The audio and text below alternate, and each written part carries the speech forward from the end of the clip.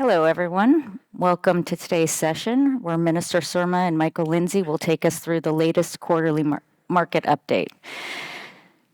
There should be a QR code on screen, but if not, it doesn't look like it. It does, yeah. Before we begin, please use the QR code on screen to access the market update on the Infrastructure Ontario website using your camera on your smartphone and pointing it at the code, and you should get access. So to introduce myself, my name is Sandy Nissan. I'm a projects and infrastructure lawyer at Norton Fulbright, based here in Toronto. Our firm is a global law firm with a strong focus on infrastructure projects. We have offices across Canada with an infrastructure team that works with participants on all sides of infrastructure projects in a variety of asset classes. Our team here in Canada has been involved in the evolution of the infrastructure project documents from P3s to progressives and to alliance contracts models as well. This conference is something our firm is very excited to be a part of. I'm really looking forward to today's topic, where the Minister and Michael will introduce the new pipeline of projects and provide insight on how the current economic conditions and challenges influence the development of the market update. I'm also looking forward to hearing the top-of-mind issues from the audience at the end of the session. And just for some brief background on Minister Surma and Michael before they come up on stage. Minister Surma, obviously the Minister of Infrastructure for the province and the MPP for Etobicoke. Since her appointment in June 2021, she's spearheaded the province's high-speed internet initiatives, which will ensure access to every corner of the province. She's also responsible for the province's real estate portfolio and works with several ministries to determine how best to use the province's assets. In addition, she's also overseeing the Ontario redevelopment of Ontario Place and has been involved with stakeholders to deliver a more integrated transit network and subway plan. Michael Lindsay has been the president and CEO of Infrastructure Ontario since 2020. His entire career, both in public and private sector roles, has been dedicated to helping governments create and structure P3 projects. Over the years, he's held several key roles, including at McKinsey, Hatch, and Investment Management Corporation of Ontario. Welcome, Minister Surma and Michael Lindsay. Thank you for being here today, and please come up on stage so we can get started with the session.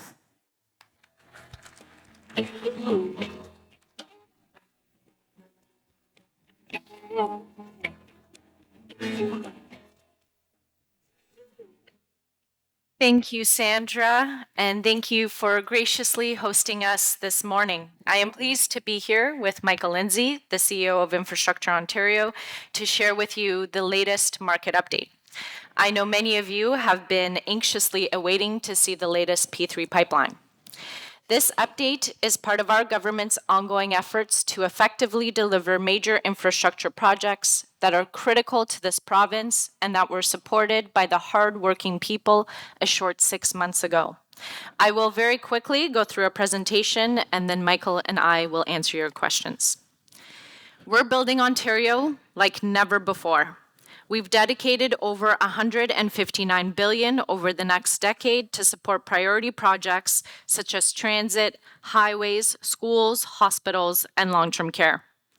However, we realize we cannot build alone and recognize that the construction sector has been facing new challenges over the past several years. It is clear that labor shortages, inflation, and ongoing supply chain disruptions are driving up costs globally, and this is having a profound impact on many businesses. During COVID-19, we acted immediately to the changing environment by engaging with our building partners to better understand the challenges you all faced. And today, as we face new challenges, we will continue to engage with key stakeholders to recognize and understand the current economic environment. I'm excited to tell you that this new market update includes 39 projects in pre-procurement and active procurement valued at an estimated $35 billion. As you review the pipeline more closely, you will see that as we've made great progress awarding contracts, we've removed them off the pipeline list and continue to advance procurements for many others, such as highways and health. As outlined in our 2022 Ontario Economic Outlook and Fiscal Review, the government's capital plan is one of the largest, most ambitious in the province history, with planned investments over the next 10 years totaling $159.3 billion, including $20 billion in years 2022 and 23.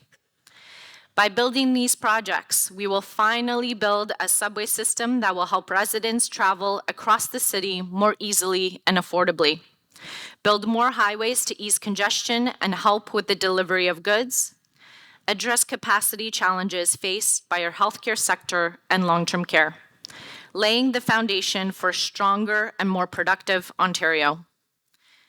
In terms of transportation projects, there are 5 projects in active procurement and 6 in pre-procurement included in the pipeline. Highway 17, the Garden City Skyway Twinning Project, and the Yonge North Subway Extension Stations Rails and Systems Contract. Earlier this month, we awarded 2 major contracts for the future Ontario line: the Southern Civil Stations and Tunnel Contract, and the Rolling Stock Systems Operations and Maintenance Contract. With these contracts awarded, we are well on our way to deliver on our plan to bring 15.6 kilometers of rapid transit between Ontario Science Centre and Ontario Place in Toronto, with 15 stations, including 6 interchange stations along the way. And I cannot speak about the Ontario line without mentioning that we will be building transit-oriented communities at our stations. In addition, the Ontario Line North project has been divided into 2 smaller contracts: elevated guideway and stations, and paved tunnel and underground stations. Those 2 projects are now both in active procurement. In terms of health and children's treatment centers, the most recent market update contains 8 projects in early planning stages, 15 in pre-procurement, and 7 in active procurement. We have made progress using our progressive P3 model in this sector. Waha, Ottawa Civic, and Trillium Mississauga will all use this model. This model provides appropriate risk transfer, price certainty amidst budget pressures, and ensures value for money. IO intends to continue working with industry through informal discussions and market soundings as it works towards plans for an upcoming series of significant healthcare projects. I also wanted to update you a bit about the justice sector. You will find the Eastern Ontario Correctional Complex, Quinte Detention Centre, and Brockville Correctional Complex, St. Lawrence Valley Correctional, on the current pipeline. Taking learnings from our other rapid build programs with SolGen and long-term care, Ontario is also moving forward with 5 education rapid build projects that will bring critical infrastructure that families need faster. The rapid infrastructure delivery model has accelerated the development of 4 new long-term care homes in Ontario by leveraging hospital-owned land and using faster procurement and construction process to increase long-term care capacity. The model has been used to quickly procure and build correctional facilities in Thunder Bay and Kenora, which are now preparing for occupancy. I would also like to highlight progress on some new exciting projects. The Ontario Place Site Servicing Project is a new and exciting addition. Our government is bringing Ontario Place back to life with the goal of making it a remarkable world-class year-round destination that includes family-friendly entertainment, public and event spaces, parkland, and waterfront access. The 50-year-old structures are currently being prepared. Site services, including water, sewer, gas, and electrical systems, will need to be replaced, and significant restoration work is needed to address flooding issues. As we continue to make progress on this very important project, we will continue to collect feedback from the Indigenous communities, the public, and stakeholders along the way. Lastly, our government has committed nearly $4 billion to bring access to reliable high-speed internet to every community across the province by the end of 2025. This is the largest single investment in high-speed internet in any province by any government in Canadian history. In 2021, we launched the Accelerated High-Speed Internet Program, also known as the Reverse Auction, the first program of its kind in Canada that leverages a new, innovative, fair, and transparent procurement process to quickly and cost-effectively identify service providers for unserved and underserved areas in Ontario. Through this program, the province is helping connect up to 266,000 more homes and businesses in as many as 339 municipalities across Ontario by the end of 2025. We are now focusing on the remaining 40,000 to 60,000 premises. And I am proud to share that yesterday, the Accelerated High-Speed Internet Program has won a Silver Award in the category of Innovation and Excellence in P3s. My friends, we will continue to be flexible and innovate. We will continue to build. The people are depending on us. Thank you. Michael? Great. Thank you, Minister. Good morning, friends. Happy Pipeline Day to you all. The Minister graciously allowed me to have 1 minute. She talked to you about the what. I want to give you 4 commitments about the how. But before I do that, I just want to say thank you, Lisa, to you and the entire team at CCCCC for this indispensable platform to talk to our market. Thank you, ma'am. I want to salute Mark, your leadership of this organization and your service to the people of Ontario. Thank you, sir. 4 commitments, my friends. Number 1, we're going to continue to use a proliferation of delivery models and contract forms to deliver our pipeline. And I think when you consult the pipeline, you will see that that is true. We have said it elsewhere, and we have certainly said it in the intervals of private conversation with all of the participants here. We want the right tool for the right job to achieve the right outcomes for the people of Ontario. Second commitment, we're going to double down on the approaches that we've taken to more effective risk mitigation and the incentivization of performance. Whether that means development and design phases of work before we fix price and scope, whether that means we continue to think about ways to partner with industry to mitigate risks around geotechnical or hyperinflation, subtly changing, but importantly changing the balance of risk transfer in our project agreements, or whether this means continuing to use bonusing against key project milestones as we have done on tunneling contracts here in Ontario. You have our commitment that we want to continue this conversation with our market. We think these adaptations are working. Third commitment, we're going to continue to emphasize standardization and quality. The Minister talked about how we're already thinking asset class by asset class about the way in which we can standardize the assets that we're building for the people of Ontario. We have certainly begun to do that in long-term care. We are certainly investigating that potential in connection to hospitals and other Ministry of Health properties. And as the Minister said, so too are we thinking about the justice and education sectors. And quality, both in respect of how we evaluate the counterparties that we're ultimately going to partner with and the way in which we use these intentional phases of development and project design in order to revisit project specifications to make sure that we are building assets that are built to stand the test of time. 30 years from now, my friends, I think everybody will understand what it meant to try to price work in this particular environment, and they will forgive us for inflation. But we must absolutely build assets that last for 100 years. They will not forgive us if we don't do that.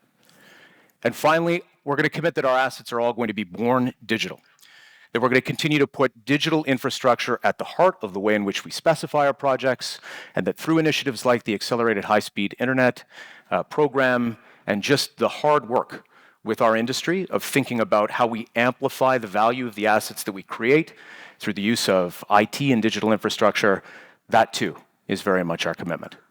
So thank you. It's a pleasure to be back here at CCCCC, where we belong. having a conversation with our market transparently about what it is we intend to do. And I look forward to the discussion. Thank you very much. I stole your seat.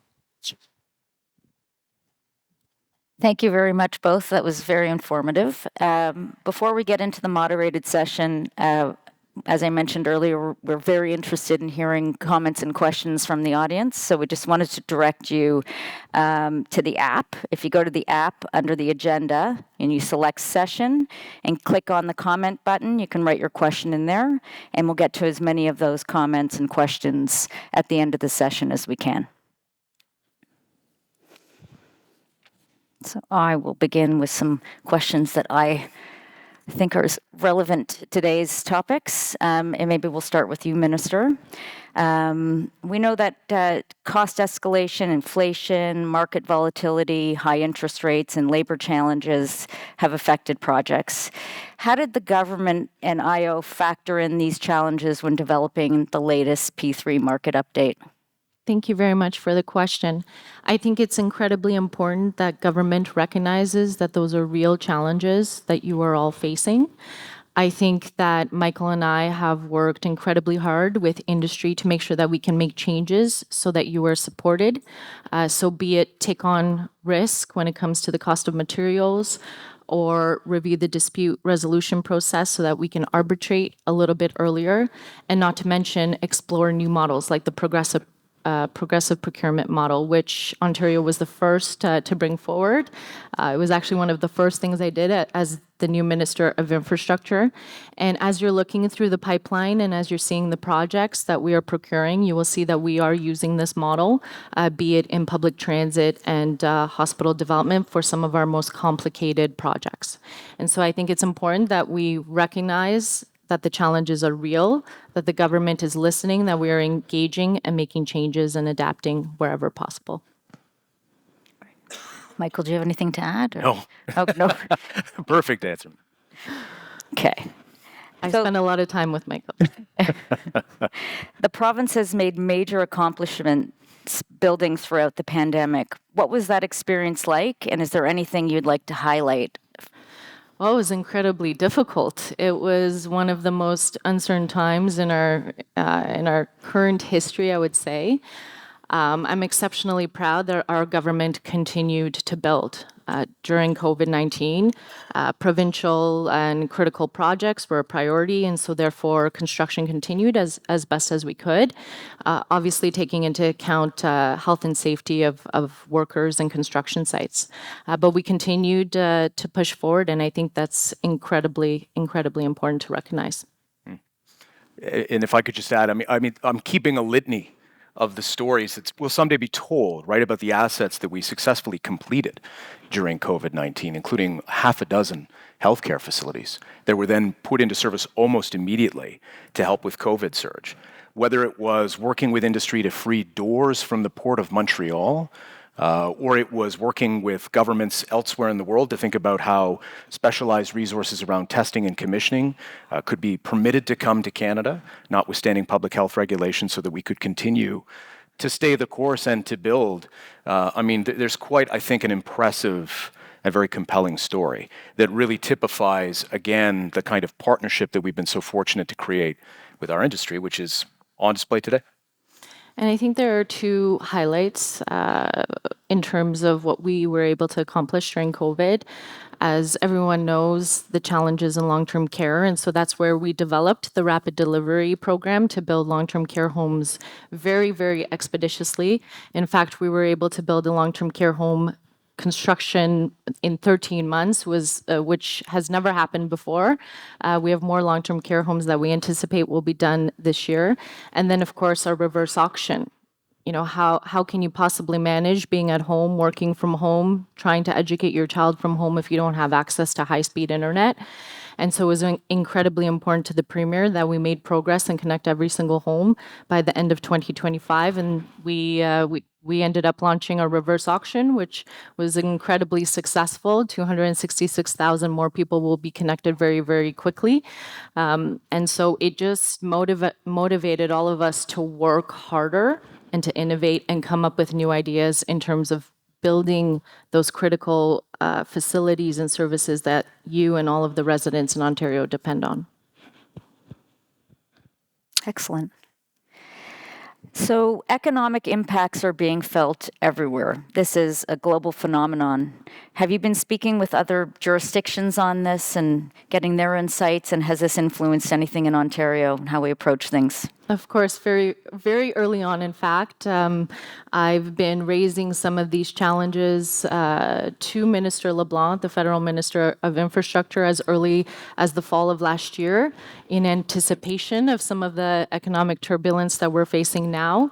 And a few weeks ago, all of the ministers of infrastructure from across Canada got together in New Brunswick to meet with Minister LeBlanc to communicate with him what we're seeing. We're not alone in this at all. All of the provinces are facing the same challenges, whether it's market volatility or inflation. These are all pains that we are feeling together. But I think it was incredibly important to communicate that in solidarity to the federal government. The federal government is contributing to some of our P3 projects, like the subway projects, for example. And so it's really important that the federal government recognizes those challenges. The infrastructure that we're building are very, very critical pieces, especially healthcare and long-term care and public transit. And we want to forge ahead, but we have to recognize the challenges that we're facing. And then at the officials level, I think this afternoon you'll see on display here at the conference in the agency heads panel the kind of coordination and collaboration that continues to exist, certainly as between Canadian jurisdictions. I mean, it's impressive to me, and it's affirming that there's no jealousy from one jurisdiction to another in Canada about sharing the insights that we're having, how we perceive that we need to adapt and evolve in order to deliver critical public infrastructure. So I'm really grateful for the partnership of all of my provincial counterparts. Look, candidly, I think one thing is true, and that's all of us are looking south of the border for the first time in a very real way, right? About the infrastructure investments that have been announced down there, the public tendering that's slowly spooling up. The one thing that I think we can collectively feel proud about, take a certain amount of credit for, is that we already have a platform that allows us to talk about these projects, to transparently broadcast our intention in respect of them, and to have good commercial conversations on a confidential basis with our market about the best way in which to deliver it. I think that that's what many major industrial U.S. states are trying to recreate right now. And I don't think I go too far to say that they're struggling a little bit in respect to that. So it's why we are so very committed to this kind of continuing conversation with industry and market, because we realize that I think it helps make Ontario one of the most attractive and predictable places to build projects. And the best place to live. That too. Excellent. So this one's for Michael, or for both of you, whoever would like to chime in. We've had some very, very, very big projects come off the pipeline this year. Wondering if you can talk about that generally. Yeah. The phrase "come off the pipeline" is an interesting one, right? Because it means we essentially completed procurement successfully. Look, absolutely. Not only in respect of transit projects, but on a continuing basis, healthcare projects, justice projects, etc. It is the unstated success, right, Sandra, of the last year about how we've managed, even given the volatility that we've been seeing, to successfully bring projects to the end of their procurement and ultimately get value for the citizens of the province of Ontario.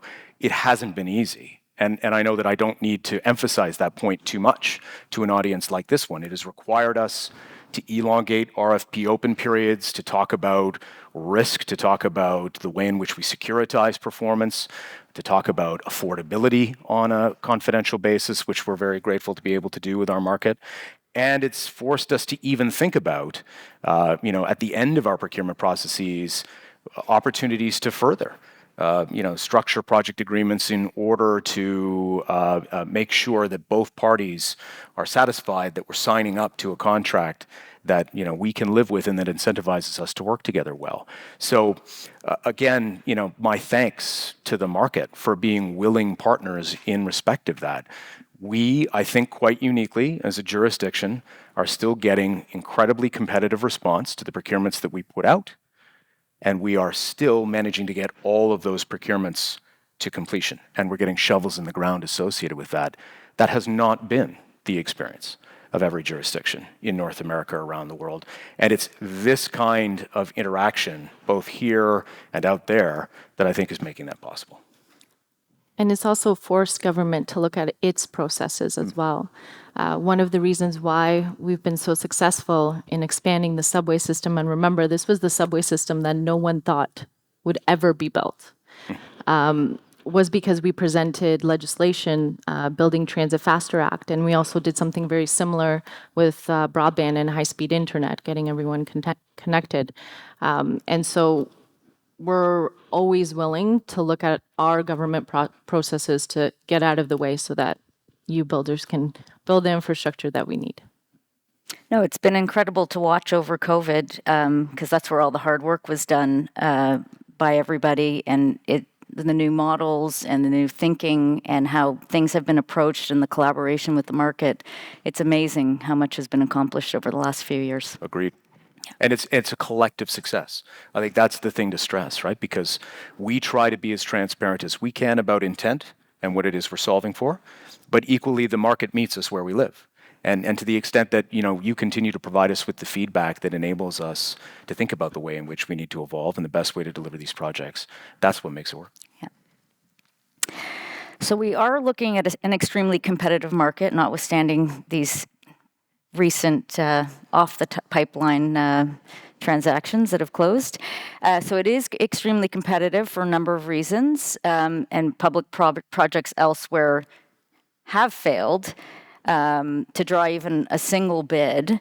And so how are you thinking about this in Ontario, and why do you think Ontario has succeeded amongst these challenges, and the look forward to make sure that we don't find ourselves in that position in the future? Me? Kick it off for me. Oh, he wants me to take the question. I think it's our job to create an environment where we can all flourish, right? I think government being transparent, providing the quarterly market updates, presenting legislation where we need to build infrastructure faster, I think is important because it shows you how much we want to build that infrastructure, obviously respectful of taxpayer dollars, but we're very active in the space. We're very proactive.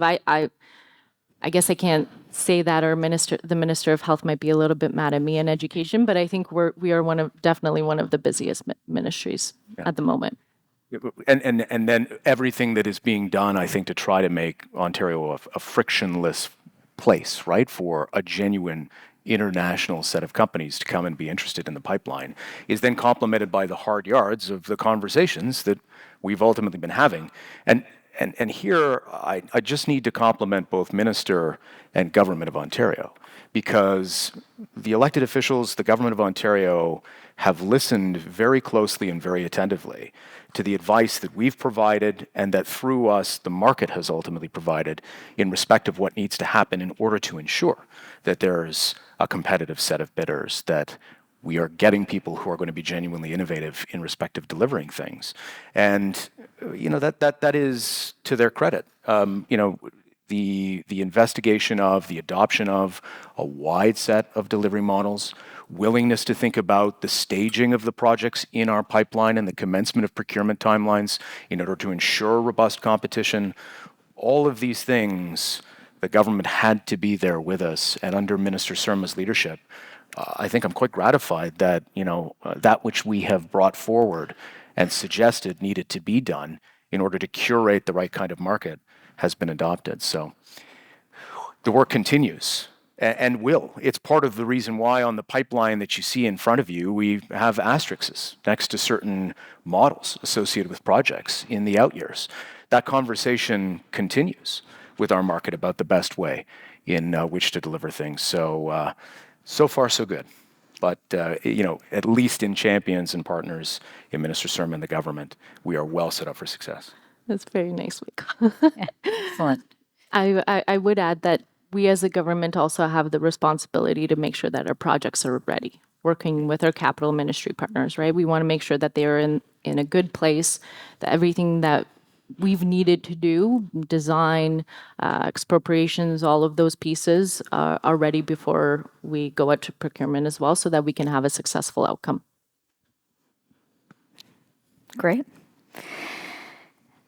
So I know the market update captures a big part of IO's work, but as an agency, you're supporting a number of government priorities.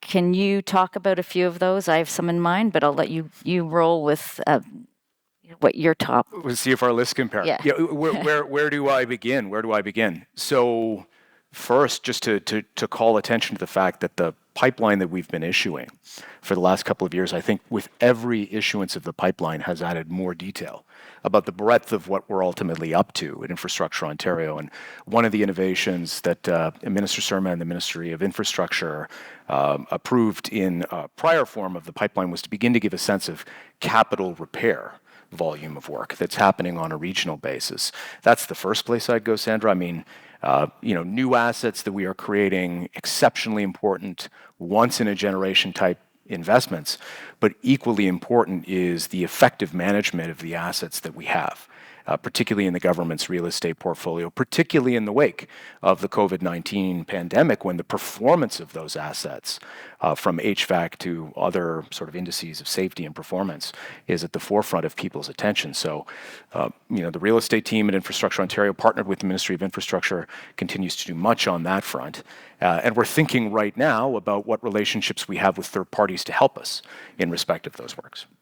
But then there are things like broadband, which the minister already referenced.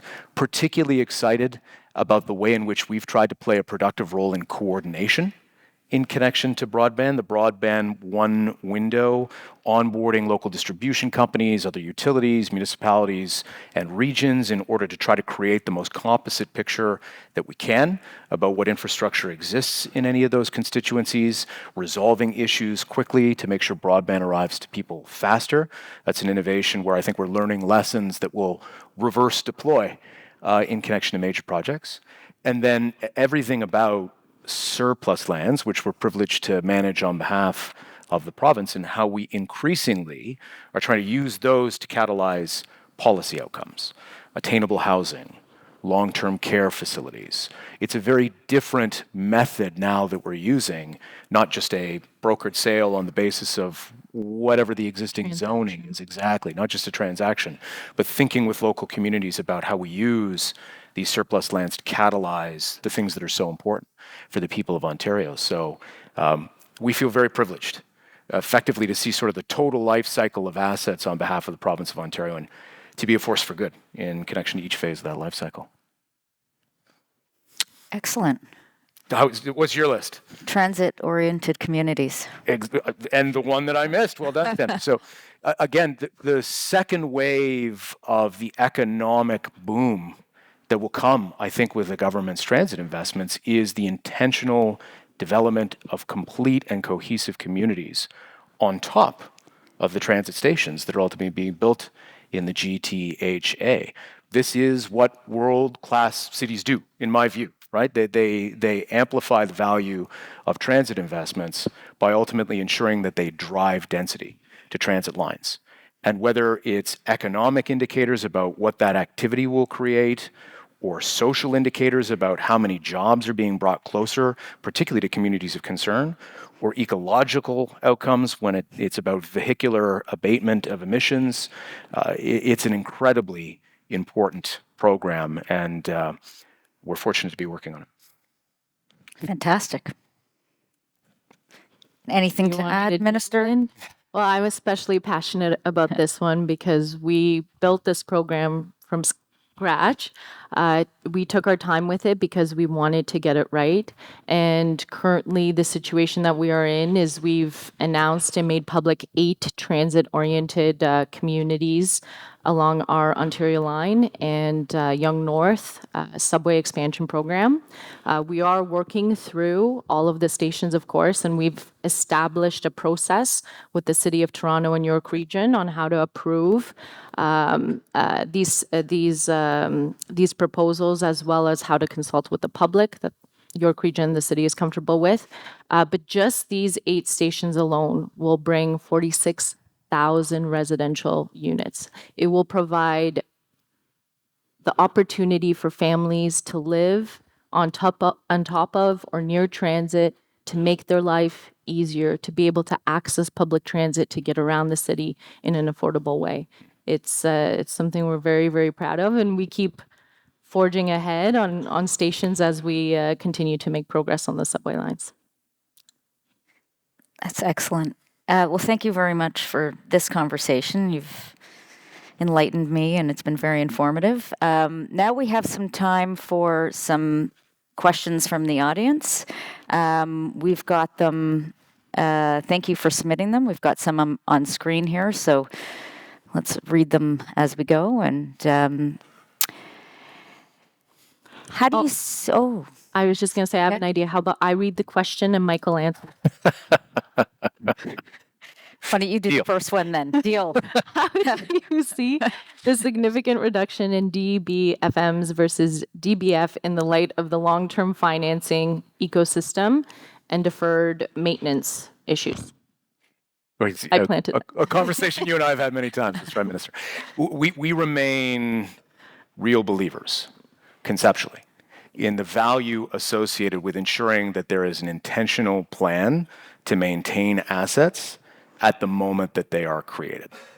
And that's not only because with a part of our organization, with the Ministry of Infrastructure, we manage that deferred maintenance backlog on the general real estate portfolio, which can show you what happens when such a plan is not in place and is deferred endlessly.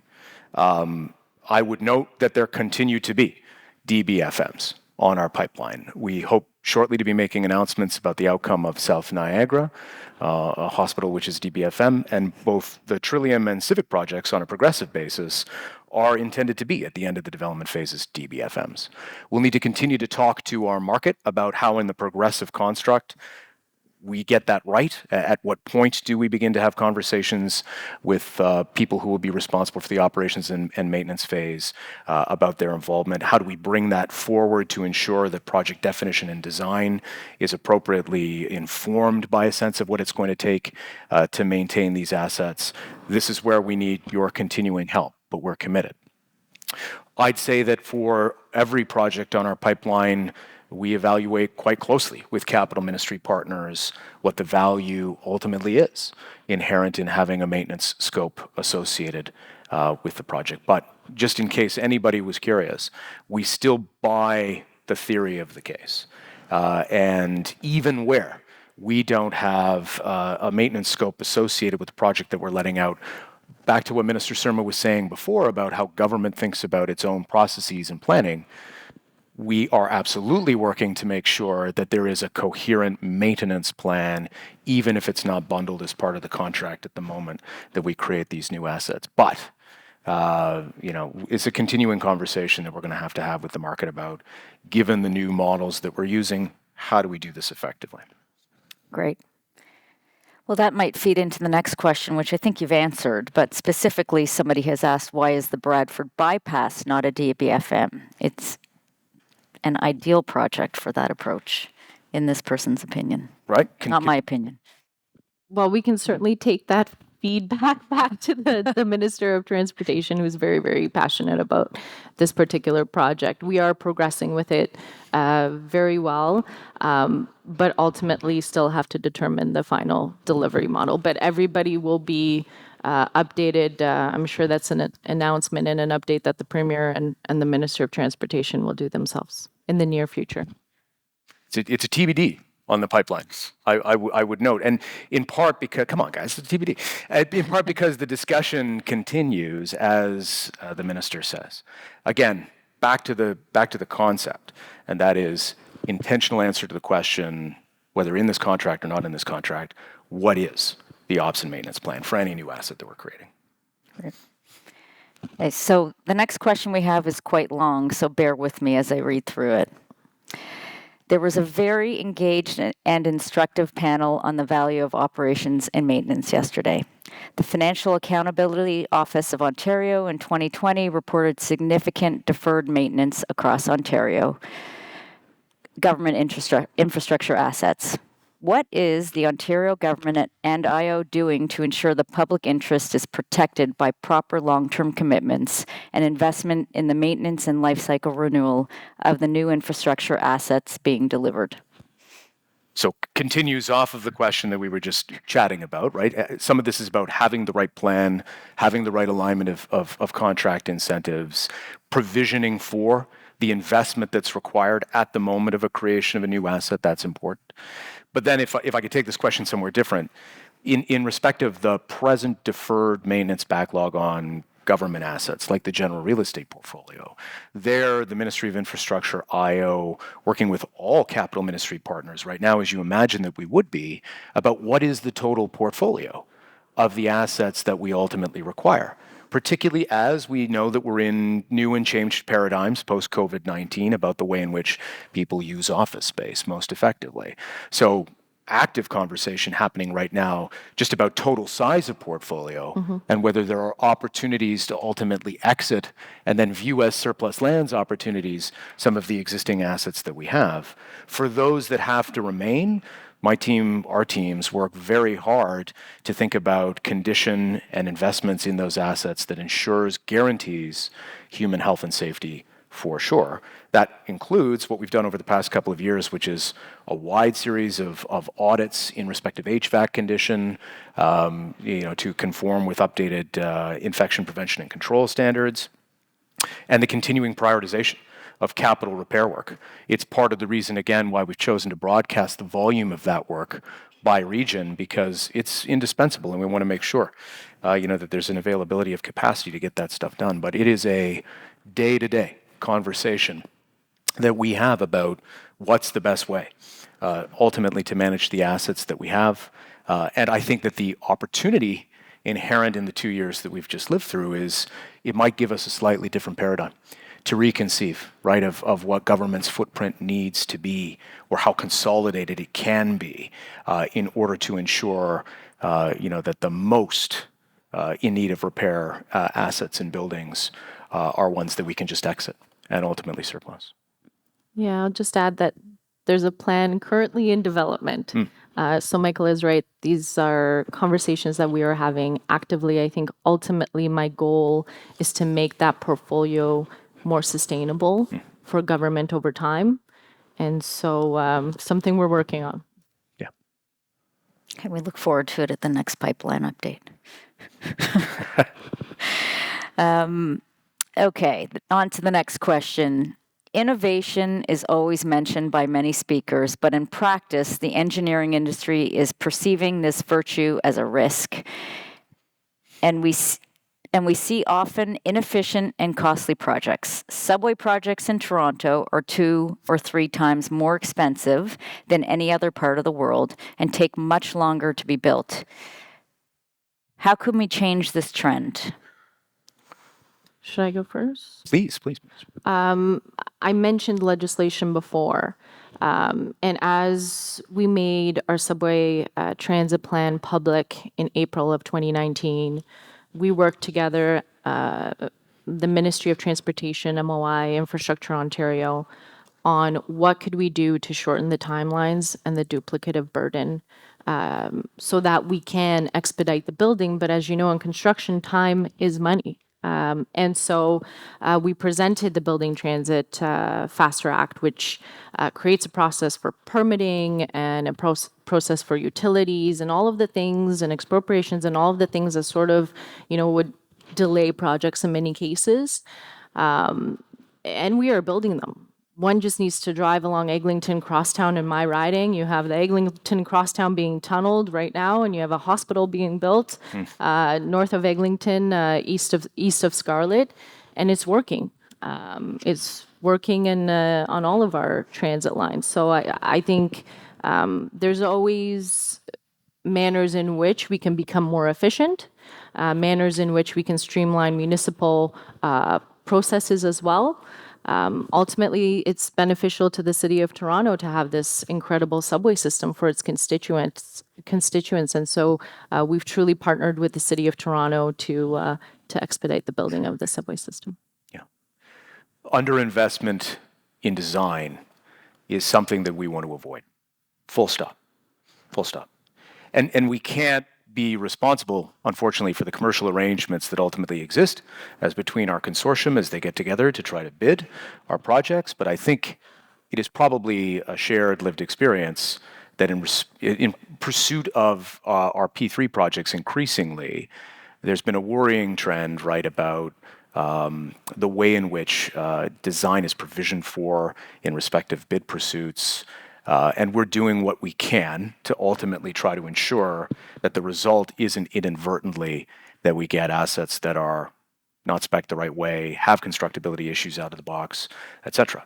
It's part of the theory of the case of why we have introduced the more progressive form of delivery on transits and mega hospitals. We ultimately want a period of 12 to 18 months where we can intentionally revisit project scopes with a DevCo that is compensated for the work that they're doing for us to understand what possibility there might be for innovation, to have the ability to point out to the contracting authority places where our own definition of the asset might be missing opportunities, etc. And even within our traditional P3 constructs, we've tried, and we need your continuing feedback, to think about DPA meetings, design presentation meetings, and the extent to which we are appropriately handing back the megaphone to our counterparties, to our bidders, in order to understand what some of those self-same opportunities are.